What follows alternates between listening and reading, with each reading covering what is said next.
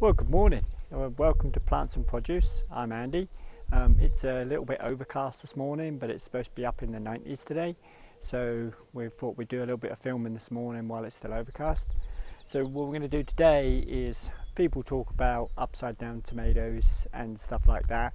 And we're always trying to do space saver stuff for people. Oh, tongue tied there for a bit. So what we're going to do is we're going to do sort of a tomato and then do some other stuff with it as well. So I have a slightly larger pot here than I usually would use because I'm doing other stuff with it basically. So this is a pretty good pot to use because it has this in the bottom. So what I would do whenever I'm doing this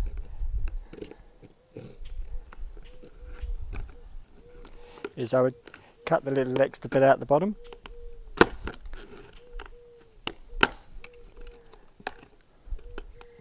So it gives me a decent hole in the bottom. And then I would normally use either a coffee filter or I would use something slightly same as that I would use. But these come with this little plate that goes in the bottom, which is pretty ideal. And it's pretty soft. So without cutting my fingers, I'd cut through to the center. And then when I get to the center part, I'll just make a slightly bigger hole in the center, just for the plant to go into. And in that way, as the plant expands, it will come out a little bit more. And I can just wrap it around the plant like that, okay? So, providing I put it up the right way.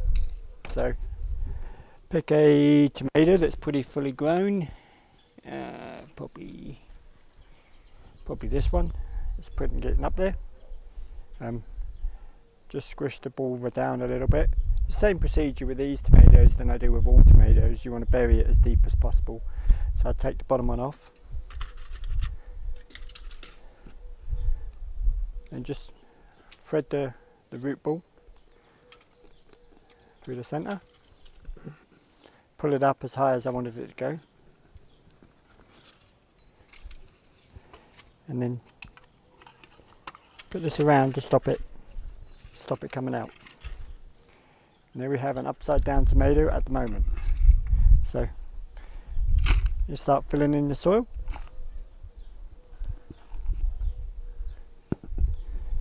Packing it down just slightly to stop the tomato falling out the bottom.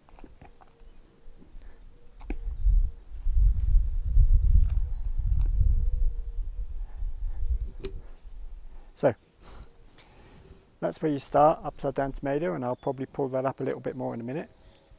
But then what I want to do is do something slightly different, if this will balance,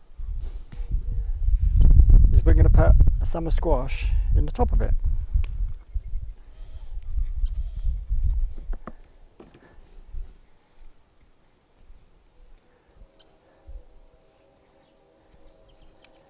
Like so.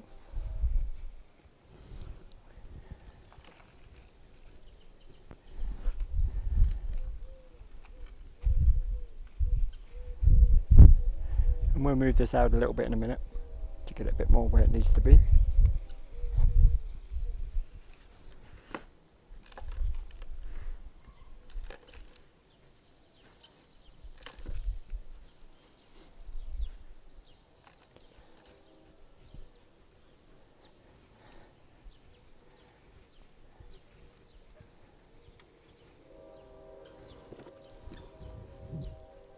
Because these are heavier baskets, they have an extra clip on them.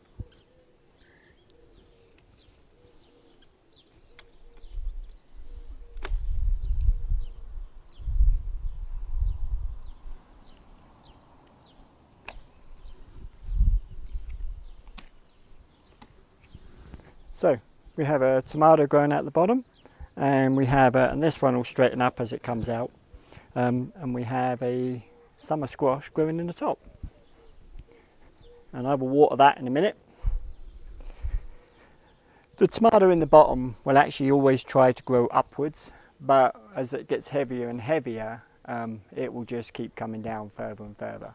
So we'll water that one in a minute, and we'll do another couple with probably tomatoes at the bottom, and then what I thought is I'd either put a cucumber in the top and probably some very small lettuces, so you've got cucumber, tomato and lettuce all in one basket, similar to that. So let's have a quick look at where the sunflowers are. Okay, so here's the sunflowers and how they're doing. They're up around the 7-foot mark now. This poor one here got hit by the fan next door, so it's chopped the head off it pretty much. Some of them are starting to really come out. I believe this one is called Joker.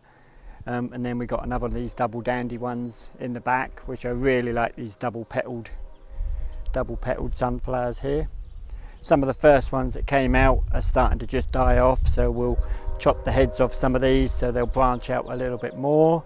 You've got the lemon eclair one now is starting to really come out. This double dandy one over here, or the double quick one, sorry, over here is a branching sunflower, so it's going to have continuous sunflowers, smaller and smaller all the way down. The tomatoes on the vines are on the things are really starting to take off now. We've had some pretty good rain over the last few days, so they've really started to get going now. So we'll start pulling tomatoes off these within the next week or two. We've got some pretty good ones growing down there that are just starting to shade up.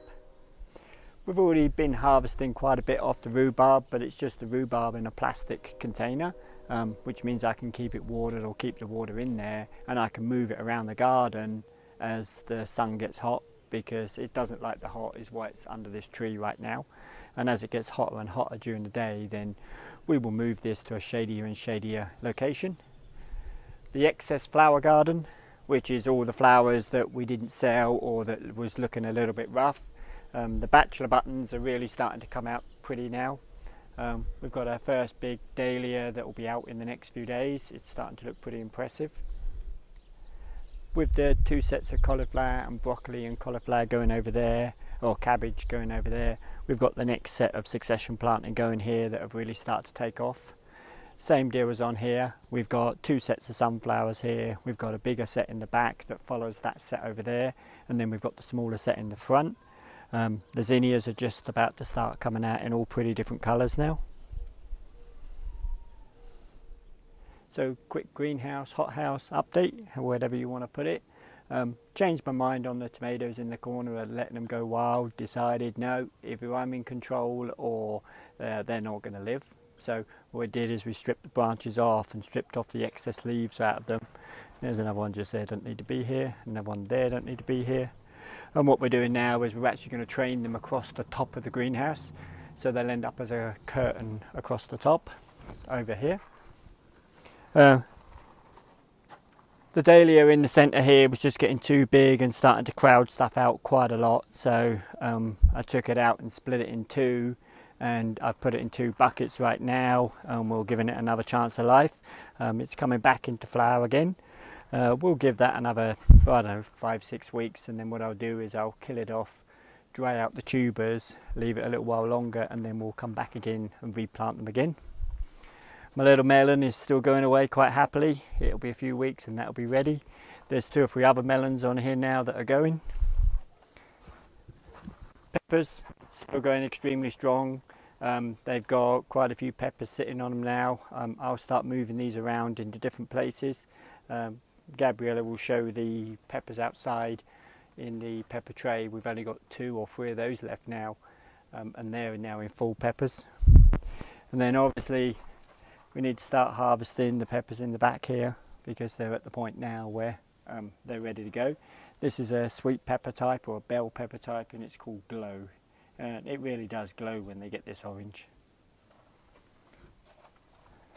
So there's another couple of really tall sunflowers in here that she'll take a picture of, and we'll post those. But other than that, don't forget to like or share this video, and don't forget to go on TikTok or Instagram or whatever the other ones are that Gabriella keeps posting on. So see you in a few weeks.